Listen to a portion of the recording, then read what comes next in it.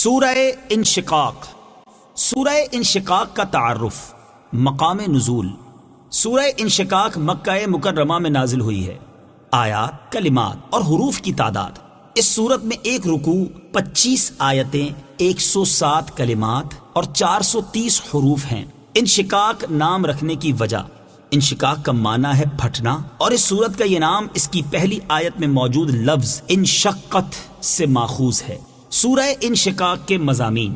اس سورت کا مرکزی مضمون یہ ہے کہ اس میں قیامت کی ہولناکیاں بیان کی گئی ہیں، اور اس سورت میں یہ مضامین بیان ہوئے ہیں۔ نمبر 1، اس سورت کی ابتدا میں قیامت قائم ہوتے وقت کائنات میں ہونے والی بعض تبدیلیاں بیان کی گئیں۔ نمبر 2، یہ بتایا گیا کہ ہر انسان مرنے کے بعد اللہ تعالیٰ کی بارگاہ میں حاضر ہو کر اپنے اعمال کا حساب ضرور دے گا اور اپنے اعمال کے مطابق جزا یا سزا پائے گا۔ نمبر 3، یہ بیان کیا گیا کہ قیامت کے دن جن لوگوں کو اعمال نامہ دائیں ہاتھ میں دیا جائے گا تو ان سے آسان حساب لیا جائے گا اور وہ اپنے جنتی گھر والوں کی طرف خوشی خوشی لوٹے گا، اور جنہیں اعمال نامہ پیٹھ کے پیچھے سے دیا جائے گا تو وہ عذاب سے چھٹکارا پانے کے لیے موت مانگیں گے اور انہیں جہنم کی بھڑکتی آگ میں ڈال دیا جائے گا۔ نمبر 4، شفق، رات اور چاند کی قسم ذکر کر کے فرمایا گیا کہ قیامت کے دن مشرکین ہولناک امور اور مشکل ترین احوال کا سامنا کریں گے۔ نمبر 5، اس سورت کے آخر میں کفار و مشرکین اور ملحدوں وغیرہ کی ایمان قبول نہ کرنے پر سرزنش کی گئی اور دردناک عذاب سے ڈرایا گیا،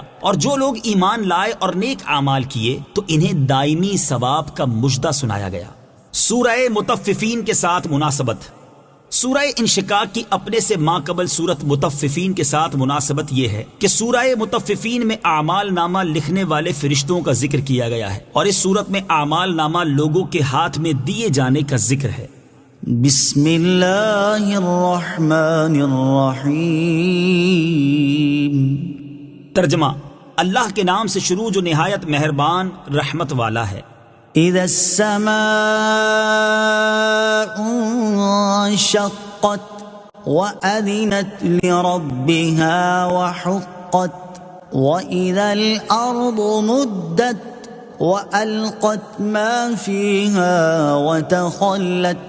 وأذنت لربها وحقت۔ ترجمہ: جب آسمان پھٹ جائے گا اور وہ اپنے رب کا حکم سنے گا اور اسے یہی لائق ہے، اور جب زمین کو دراز کر دیا جائے گا اور جو کچھ اس میں ہے، زمین اسے باہر ڈال دے گی اور خالی ہو جائے گی، اور وہ اپنے رب کا حکم سنے گی اور اسے یہی لائق ہے۔ اذا السماء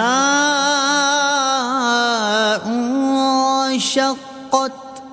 جب آسمان پھٹ جائے گا۔ تفسیر صراط الجنان میں ہے، اس آیت اور اس کے بعد والی 4 آیات کا خلاصہ یہ ہے کہ قیامت قائم ہونے کے وقت جب آسمان پھٹ جائے گا اور وہ اپنے پھٹنے کے بارے میں اپنے رب عز و جل کا حکم سنے گا اور اس کی اطاعت کرے گا، اور اسے یہی لائق ہے کہ وہ اپنے رب عز و جل کا حکم سنے اور اس کی اطاعت کرے، اور جب زمین کو برابر کر کے دراز کر دیا جائے گا اور اس پر کوئی عمارت اور کوئی پہاڑ باقی نہ رہے گا، اور زمین اپنے اندر موجود سب خزانے اور مردے باہر ڈال دے گی اور خزانوں اور مردوں سے خالی ہو جائے گی، اور وہ اپنے اندر کی چیزیں باہر پھینک دینے کے بارے میں اپنے رب عز و جل کا حکم سنے گی اور اس کی اطاعت کرے گی، اور اسے یہی لائق ہے کہ وہ اپنے رب عز و جل کا حکم سنے اور اس کی اطاعت کرے، تو اس وقت انسان اپنے عمل کا نتیجہ ثواب اور عذاب کی صورت میں دیکھ لے گا۔ یا ایھا الانسان انک کادح الی ربک کدحا فملاقیہ۔ ترجمہ: اے انسان، بے شک تو اپنے رب کی طرف دوڑنے والا ہے، پھر اس سے ملنے والا ہے۔ یا ایھا الانسان، اے انسان۔ تفسیر صراط الجنان میں ہے، اس آیت کا مفہوم یہ ہے کہ اے انسان، تو اپنی موت آنے تک اچھے یا برے عمل کرنے میں محنت و مشقت کرتا رہتا ہے، پھر مرنے کے بعد تجھے اللہ تعالیٰ کی بارگاہ میں اپنے اعمال کا حساب دینے کے لیے ضرور حاضر ہونا ہے، اور تو نے دنیا میں جیسے عمل کیے ہوں گے انہی کے مطابق تمہیں اس کی بارگاہ سے جزا ملے گی۔ اللہ تعالیٰ کو راضی کرنے والے عمل کریں اور ناراض کرنے والے اعمال سے بچیں۔ ہر انسان کو چاہیے کہ وہ اس آیت میں غور کرے اور اپنے اعمال کا محاسبہ کرے اور موت آنے سے پہلے ایسے عمل کر لے جن کے ذریعے وہ اللہ تعالیٰ کی ناراضی سے نجات پا جائے اور اسے اللہ تعالیٰ کی رضا حاصل ہو جائے، اور ایسے عمل کرنے سے خود کو بچا لے جن کی وجہ سے اللہ تعالیٰ اس سے ناراض ہو جائے اور وہ ہلاکت میں پڑ جائے۔ اگر وہ ایسا کرے گا تو اس میں اسی کا بھلا اور فائدہ ہے، اور نہیں کرے گا تو سراسر نقصان بھی اسی کا ہے، جیسا کہ اللہ تعالیٰ ارشاد فرماتا ہے، من كفر فعليه كفره ومن عمل صالحا فلأنفسهم يمهدون۔ ترجمہ، جس نے کفر کیا تو اس کے کفر کا وبال اسی پر ہے، اور جو اچھا کام کریں وہ اپنے ہی کے لیے تیاری کر رہے ہیں۔ اور ارشاد فرماتا ہے، وَمَن جَاهَدَ فَإِنَّمَا يُجَاهِدُ لِنَفْسِهِ إِنَّ اللَّهَ لَغَنِيٌّ عَنِ الْعَالَمِينَ۔ ترجمہ، اور جو کوشش کرے تو اپنے ہی فائدے کے لیے کوشش کرتا ہے، بے شک اللہ سارے جہان سے بے پرواہ ہے۔ اور جنہوں نے اللہ تعالیٰ کو ناراض کرنے والے عمل کیے ان کے بارے میں ارشاد فرماتا ہے، فَكَيْفَ إِذَا تَوَفَّتْهُمُ الْمَلَائِكَةُ يَضْرِبُونَ وُجُوهَهُمْ وَأَدْبَارَهُمْ ذَلِكَ بِأَنَّهُمُ اتَّبَعُوا مَا أَسْخَطَ اللَّهَ وَكَرِهُوا رِضْوَانَهُ فَأَحْبَطَ أَعْمَالَهُمْ۔ ترجمہ، تو ان کا کیسا حال ہوگا جب فرشتے ان کے منہ اور ان کی پیٹھوں پر ضربے مارتے ہوئے ان کی روح قبض کریں گے۔ یہ اس لیے ہے کہ انہوں نے اللہ کو ناراض کرنے والی بات کی پیروی کی اور انہوں نے اللہ کی خوشنودی کو پسند نہ کیا، تو اس نے ان کے اعمال ضائع کر دیے۔ اللہ تعالی ہمیں اپنی رضا والے کام کرنے کی اور ناراض کر دینے والے کاموں سے بچنے کی توفیق عطا فرمائے، آمین۔ فَأَمَّا مَنْ أُوتِيَ كِتَابَهُ بِيَمِينِهِ فَسَوْفَ يُحَاسَبُ حِسَابًا يَسِيرًا وَيَنقَلِبُ إِلَىٰ أَهْلِهِ مَسْرُورًا۔ ترجمہ، تو جسے اس کا نامہ اعمال اس کے دائیں ہاتھ میں دیا جائے گا تو عنقریب اس سے آسان حساب لیا جائے گا اور وہ اپنے گھر والوں کی طرف خوشی خوشی پلٹے گا۔ فَأَمَّا مَنْ أُوتِيَ كِتَابَهُ بِيَمِينِهِ، تو جسے اس کا نامہ اعمال اس کے دائیں ہاتھ میں دیا جائے گا۔ تفسیر صراط الجنان میں ہے، اس آیت اور اس کے بعد والی 2 آیات کا خلاصہ یہ ہے کہ قیامت کے دن جسے اس کا نامہ اعمال اس کے دائیں ہاتھ میں دیا جائے گا تو ان قریب اس سے آسان حساب لیا جائے گا، اور وہ حساب کے بعد اپنے جنتی گھر والوں کی طرف اپنی اس کامیابی پر خوشی خوشی پلٹے گا۔ قیامت کے دن ایمان والوں کے حساب کی صورتیں۔ یاد رہے کہ قیامت کے دن بعض اہل ایمان ایسے ہوں گے کہ جنہیں اعمال نامہ دیا ہی نہیں جائے گا اور وہ بغیر حساب کتاب کے سیدھے جنت میں چلے جائیں گے، اور بعض اہل ایمان ایسے ہوں گے کہ جب وہ اللہ تعالیٰ کی بارگاہ میں حاضر ہوں گے تو ان سے تحقیق اور جرح والا حساب نہیں ہوگا، بلکہ صرف ان کے اعمال ان پر پیش کیے جائیں گے۔ وہ اپنی نیکیوں اور گناہوں کو پہچانیں گے، پھر انہیں نیکیوں پر ثواب دیا جائے گا اور ان کے گناہوں سے درگزر کیا جائے گا۔ یہ وہ آسان حساب ہے جس کا اس آیت میں ذکر ہے کہ نہ شدید اعتراضات کر کے اعمال کی تنقیح ہو، نہ یہ کہا جائے کہ ایسا کیوں کیا، نہ عذر طلب کیا جائے،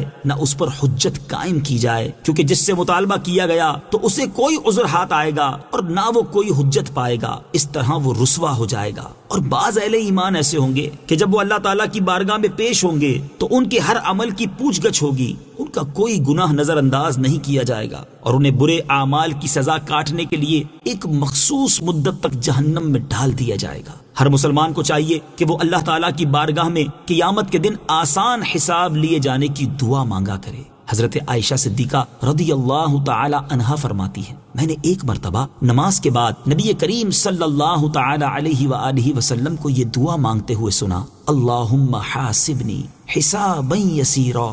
اے اللہ مجھ سے آسان حساب لے، جب نماز سے فارغ ہو کر آپ صلی اللہ تعالی علیہ وسلم واپس ہوئے تو میں نے عرض کی یا رسول اللہ صلی اللہ تعالی علیہ وآلہ وسلم آسان حساب سے کیا مراد ہے؟ ارشاد فرمایا اس سے مراد یہ ہے کہ بس بندے کے اعمال نامے کو دیکھا جائے اور اس کے گناہوں کو نظر انداز کر دیا جائے۔ اے عائشہ رضی اللہ تعالی عنہا، قیامت کے دن جس سے اعمال کے حساب کے معاملے میں جرح کی گئی تو وہ ہلاک یعنی عذاب میں گرفتار ہو جائے گا۔ اعلیٰ حضرت امام احمد رضا خان علیہ الرحمت الرحمان اللہ تعالیٰ کی بارگاہ میں اور ان کے ہی الفاظ میں ہم بھی اسی کی بارگاہ میں عرض کرتے ہیں، ہم ہیں ان کے،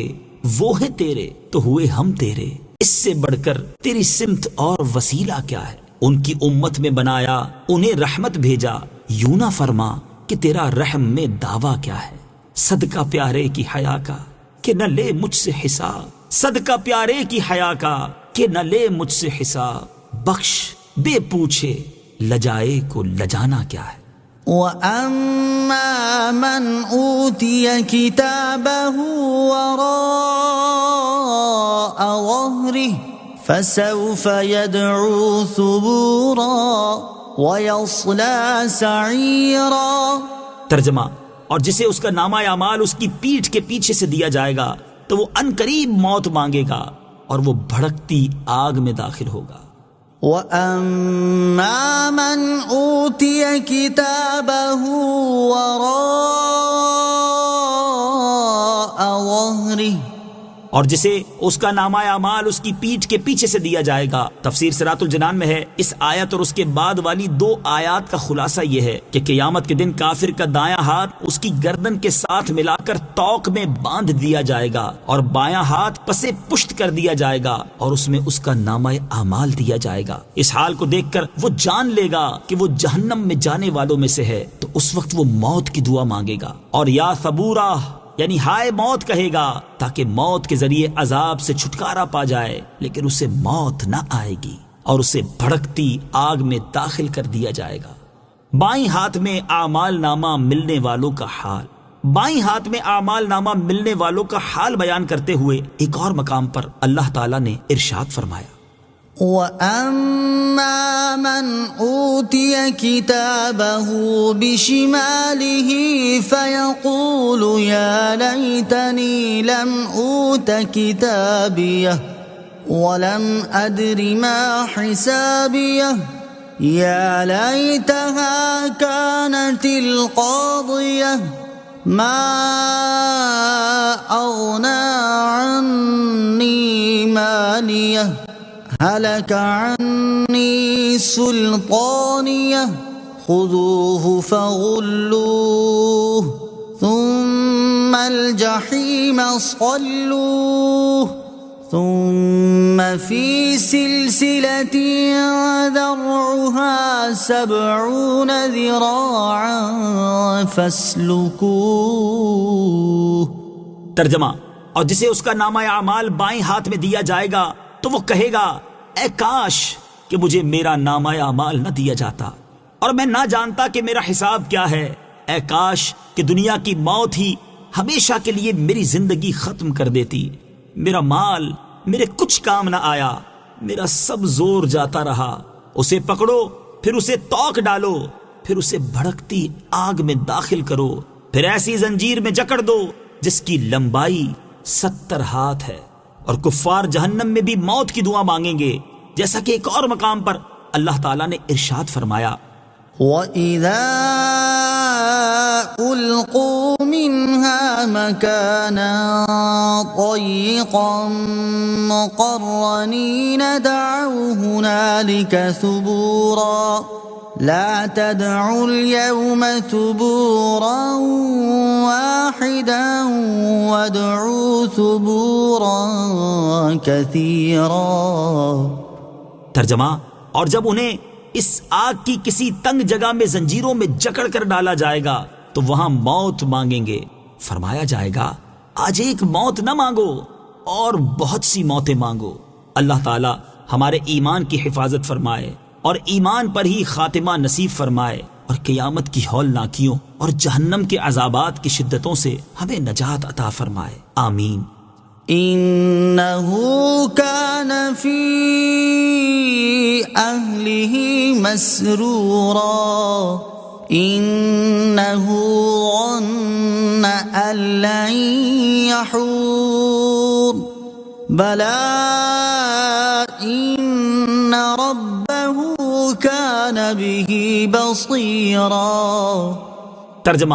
بے شک وہ اپنے گھر میں خوش تھا، اس نے سمجھا کہ وہ واپس نہیں لوٹے گا. ہاں کیوں نہیں، بے شک اس کا رب اسے دیکھ رہا ہے. إنه كان في أهله مسرورا، بے شک وہ اپنے گھر میں خوش تھا. تفسیر صراط الجنان میں ہے اس آیت اور اس کے بعد والی 2 آیات کا خلاصہ یہ ہے کہ قیامت کے دن کافر کا یہ حال اس لیے ہوگا کہ وہ دنیا کے اندر اپنے گھر میں اپنی خواہشوں، شہوتوں، تکبر اور غرور میں خوش تھا. اس نے یہ سمجھ رکھا تھا کہ وہ اپنے رب عز و جل کی طرف نہیں لوٹے گا اور وہ مرنے کے بعد اٹھایا نہ جائے گا، اور جیسا اس نے گمان کیا تھا در حقیقت ویسا ہرگز نہیں ہے، بلکہ وہ ضرور اپنے رب عز و جل کی طرف لوٹے گا اور مرنے کے بعد اسے اٹھایا جائے گا اور اس کے اعمال کا حساب کیا جائے گا. بے شک اس کا رب عز و جل اس کے کفر اور تمام گناہوں کو دیکھ رہا ہے اور اس کا کوئی عمل اللہ تعالیٰ سے پوشیدہ نہیں، لہٰذا وہ بہرحال اللہ تعالیٰ کی طرف لوٹے گا اور اپنے اعمال کی جزا پائے گا. آخرت سے غفلت اور بے فکری انتہائی نقصان دہ ہے. اس سے معلوم ہوا کہ جو شخص دنیا کی رنگینیوں میں مشغول ہو کر اپنی آخرت سے غافل اور بے فکر ہو جائے اور اس کی بہتری کے لیے کوشش نہ کرے تو وہ آخرت میں بہت نقصان اٹھائے گا، اور ایسا شخص دنیا میں بھی نقصان ہی اٹھاتا ہے. جیسا کہ حضرت انس بن مالک رضی اللہ تعالی عنہ سے روایت ہے، نبی کریم صلی اللہ تعالی علیہ وسلم نے ارشاد فرمایا، جسے آخرت کی فکر ہو اللہ تعالیٰ اس کا دل غنی کر دیتا ہے اور اس کے بکھرے ہوئے کاموں کو جمع کر دیتا ہے، اور دنیا اس کے پاس ذلیل لونڈی بن کر آتی ہے. اور جسے دنیا کی فکر ہو اللہ تعالیٰ محتاجی اس کی دونوں آنکھوں کے سامنے کر دیتا ہے، اس کے جمع شدہ کاموں کو منتشر کر دیتا ہے، اور دنیا کے مال سے بھی اسے اتنا ہی ملتا ہے جتنا اس کے لیے مقدر ہے. اللہ تعالیٰ ہمیں دنیا کے عیش و عشرت میں کھو کر اپنی آخرت سے غافل اور بے فکر ہونے سے بچائے اور اپنی آخرت بہتر بنانے کے لیے خوب کوشش کرنے کی توفیق عطا فرمائے. آمین. فلا اقسم بالشفق والليل وما وسق والقمر اذا اتسق. ترجمہ: تو مجھے شام کے اجالے کی قسم ہے اور رات کی اور ان چیزوں کی جنہیں رات جمع کر دیتی ہے، اور چاند کی جب اس کا نور پورا ہو جائے. فلا اقسم بالشفق، تو مجھے شام کے اجالے کی قسم ہے. تفسیر صراط الجنان میں ہے اس آیت سے اللہ تعالیٰ نے اپنی پیدا کی ہوئی چند چیزوں کی قسم ارشاد فرمائی ہے تاکہ لوگ ان میں غور و فکر کر کے عبرت حاصل کرنے کی طرف مائل ہوں. شفق سے کیا مراد ہے؟ تفسیر صراط الجنان میں ہے امام اعظم ابو حنیفہ رضی اللہ تعالیٰ عنہ کے نزدیک شفق سے مراد وہ اجالا ہے جو مغرب کی جانب سرخی ختم ہونے کے بعد شمال اور جنوب کی طرف نمودار ہوتا ہے، اور اس اجالے کے غائب ہونے پر آپ رضی اللہ تعالیٰ عنہ کے نزدیک مغرب کی نماز کا وقت ختم ہوتا اور عشاء کی نماز کا وقت شروع ہوتا ہے. اور یہی کثیر صحابہ کرام رضی اللہ تعالیٰ عنہم، اکابر تابعین اور تبع تابعین کا قول ہے. اور بعض علماء شفق سے وہی سرخی مراد لیتے ہیں جو سورج غروب ہونے کے بعد افق میں نمودار ہوتی ہے. واللیل وما وسق، اور رات کی اور ان کی جنہیں رات جمع کر دیتی ہے. تفسیر صراط الجنان میں ہے یعنی رات کی قسم اور ان چیزوں کی قسم جنہیں رات جمع کر دیتی ہے. ان چیزوں سے مراد یا تو جانور ہیں جو کہ دن میں منتشر ہوتے ہیں اور رات میں اپنے آشیانوں اور ٹھکانوں کی طرف چلے آتے ہیں، یا ان سے مراد وہ اعمال ہیں جو رات میں کیے جاتے ہیں جیسے تہجد کی نماز کہ یہ رات میں ادا کی جاتی ہے، یا ان سے مراد تاریکی اور ستارے ہیں کہ یہ رات میں جمع ہوتے ہیں. والقمر اذا اتسق، اور چاند کی جب پورا ہو جائے. تفسیر صراط الجنان میں ہے یعنی چاند کی قسم جب وہ پورا ہو جائے اور اس کا نور کامل ہو جائے. چاند کا نور ایام 20 یعنی قمری مہینے کی 13ویں، 14ویں اور 15ویں تاریخ میں کامل ہوتا ہے. لتركبن طبقا عن طبق فما لهم لا يؤمنون. ترجمہ: ضرور تم ایک حال کے بعد دوسرے حال کی طرف چڑھو گے تو انہیں کیا ہوا کہ وہ ایمان نہیں لاتے. لتركبن طبقا عن طبق،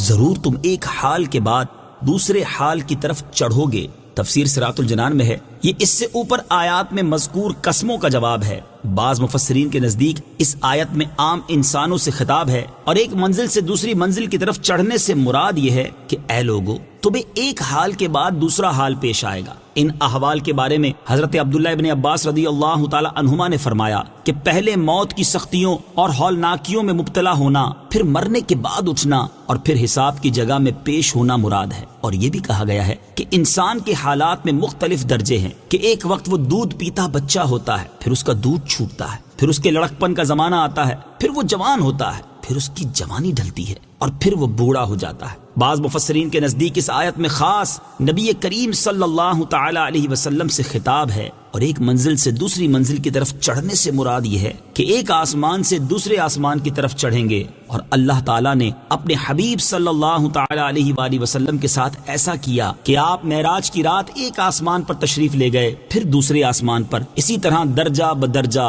اور مرتبہ بمرتبہ آپ صلی اللہ تعالی علیہ وآلہ وسلم اللہ تعالیٰ کے قرب کی منازل میں پہنچے۔ حضرت عبداللہ ابن عباس رضی اللہ تعالی عنہما سے مروی ہے کہ اس آیت میں نبی کریم صلی اللہ تعالی علیہ وآلہ وسلم کا حال بیان فرمایا گیا ہے، اور اس آیت کے معنی یہ ہے کہ آپ کفار کی سرکشی اور ان کے جھٹلانے کی وجہ سے غمگین نہ ہوں، آپ کو مشرکین پر فتح اور کامیابی حاصل ہوگی، اور آپ کا انجام بہت بہتر ہوگا۔ فما لهم لا يؤمنون، تو انہیں کیا ہوا کہ وہ ایمان نہیں لاتے؟ تفسیر صراط الجنان میں ہے، یعنی اس سے پہلی آیات میں جن چیزوں کی قسم ارشاد فرمائی گئی، یہ اللہ تعالیٰ کی عظیم قدرت پر دلالت کرتی ہیں، اور ان چیزوں کو دیکھ کر کسی عقل مند انسان کے لیے اللہ تعالیٰ پر ایمان لانے کے سوا اور کوئی چارہ نہیں۔ تو اب کفار کے پاس اللہ تعالیٰ پر ایمان لانے میں کیا عذر باقی رہ گیا ہے، اور وہ دلائل ظاہر ہونے کے باوجود اللہ تعالیٰ پر کیوں ایمان نہیں لاتے؟ وَإِذَا قُرِئَ عَلَيْهِمُ الْقُرْآنُ لَا يَسْجُدُونَ، ترجمہ، اور جب ان کے سامنے قرآن پڑھا جاتا ہے تو سجدہ نہیں کرتے۔ وَإِذَا قُرِئَ عَلَيْهِمُ الْقُرْآنُ لَا يَسْجُدُونَ، اور جب ان کے سامنے قرآن پڑھا جاتا ہے تو سجدہ نہیں کرتے۔ تفسیر صراط الجنان میں ہے، شان نزول، جب سورہ اقرا میں آیت وَاسْجُدْ وَاقْتَرِبْ نازل ہوئی تو رسول کریم صلی اللہ تعالی علیہ وآلہ وسلم نے یہ آیت پڑھ کر سجدہ کیا۔ مومنین نے بھی آپ کے ساتھ سجدہ کیا، البتہ کفار قریش نے سجدہ نہ کیا، تو ان کے اس فعل کی برائی میں یہ آیت نازل ہوئی، اور فرمایا گیا کہ جب کفار کے سامنے قرآن پڑھا جاتا ہے تو وہ سجدہ تلاوت نہیں کرتے۔ امام فخر الدین رازی رحمت اللہ تعالی علیہ فرماتے ہیں، کفار چونکہ انتہائی فصیح و بلیغ تھے، اس لیے قرآن سننے کے بعد ان کے پاس اس کے علاوہ اور کوئی چارہ نہ تھا کہ وہ قرآن کو اپنی مثل لانے سے عاجز کر دینے والا مان لے۔ اور جب انہوں نے نبی کریم صلی اللہ تعالی علیہ وآلہ وسلم کی نبوت درست ہونے اور احکامات اور ممنوعات میں ان کی اطاعت واجب ہونے کو جان لیا، تو ان پر لازم تھا کہ وہ نبی کریم صلی اللہ تعالی علیہ وآلہ وسلم پر ایمان لائیں اور ان کی اطاعت کریں۔ اور چونکہ کفار نے ایسا نہیں کیا، اس لیے قرآن سن کر سجدہ نہ کرنے پر اللہ تعالیٰ کا ان کی مذمت کرنا حق ہے۔ سجدہ تلاوت سے متعلق 8 شرعی مسائل۔ یہاں آیت کی مناسبت سے سجدہ تلاوت سے متعلق 8 شرعی مسائل ملاحظہ ہوں۔ نمبر 1، اس آیت سے ثابت ہوا کہ سجدہ تلاوت کی آیت سننے والے پر سجدہ تلاوت کرنا واجب ہے، اور حدیث سے ثابت ہے کہ وہ آیت پڑھنے والے اور سننے والے دونوں پر سجدہ تلاوت واجب ہو جاتا ہے۔ نمبر 2، قرآن کریم میں کل 14 آیتیں ایسی ہیں جنہیں پڑھنے یا سننے سے سجدہ تلاوت واجب ہو جاتا ہے، خاص سننے والے نے سننے کا ارادہ کیا ہو یا نہ کیا ہو۔ نمبر 3، آیت سجدہ پڑھنے یا سننے سے سجدہ واجب ہو جاتا ہے، البتہ پڑھنے میں یہ شرط ہے کہ اتنی آواز سے پڑھا ہو کہ اگر کوئی عذر نہ ہو تو خود سن سکے۔ نمبر 4، اگر اتنی آواز سے آیت سجدہ پڑھی کہ وہ خود سن سکتا تھا مگر شور و غل یا بہرے ہونے کی وجہ سے نہ سنی تو سجدہ واجب ہو گیا، اور اگر محض ہونٹ ہلے آواز پیدا نہ ہوئی تو واجب نہ ہوا۔ نمبر 5، سجدہ تلاوت کے لیے بھی وہی شرطیں ہیں جو نماز کے لیے ہیں، جیسے طہارت، قبلہ رو ہونا اور ستر عورت وغیرہ۔ نمبر 6، اگر امام نے نماز میں آیت سجدہ پڑھی تو اس پر اور مقتدیوں پر، اور جو شخص نماز میں تو نہ ہو لیکن اس آیت کو سن لے تو اس پر سجدہ تلاوت کرنا واجب ہے۔ اس مسئلے کا خیال بطور خاص ان لوگوں کو رکھنا چاہیے جو تراویح پڑھنے کے لیے مسجد میں حاضر ہوتے ہیں، یا گھروں میں بیٹھے مرد یا عورتیں امام کی تلاوت کو سن رہے ہوتے ہیں۔ البتہ آیت سجدہ سننے سے عورت پر سجدہ تلاوت اس صورت میں واجب ہوگا کہ وہ اس وقت جنابت، حیض یا نفاس کی حالت میں نہ ہو۔ نمبر 7، سجدے کی جتنی آیتیں پڑھی جائیں گی اتنے ہی سجدے واجب ہوں گے، اور اگر ایک ہی آیت ایک مجلس میں بار بار پڑھی گئی تو ایک ہی سجدہ واجب ہوگا۔ نمبر 8، سجدے کا مسنون طریقہ یہ ہے کہ کھڑا ہو کر اللہ اکبر کہتا ہوا سجدہ میں جائے اور کم سے کم 3 بار سبحان ربی الاعلی کہے، پھر اللہ اکبر کہتا ہوا کھڑا ہو جائے۔ سجدہ تلاوت کے شروع اور آخر میں دونوں بار اللہ اکبر کہنا سنت ہے، اور کھڑے ہو کر سجدے میں جانا اور سجدے کے بعد کھڑا ہونا یہ دونوں قیام مستحب ہیں۔ نوٹ: سجدہ تلاوت کے بارے میں مزید معلومات حاصل کرنے کے لیے بہار شریعت جلد نمبر 1 حصہ نمبر 4 سے سجدہ تلاوت کا بیان مطالعہ فرمائیں۔ بل الذین کفروا یکذبون واللہ اعلم بما یوعون فبشرهم بعذاب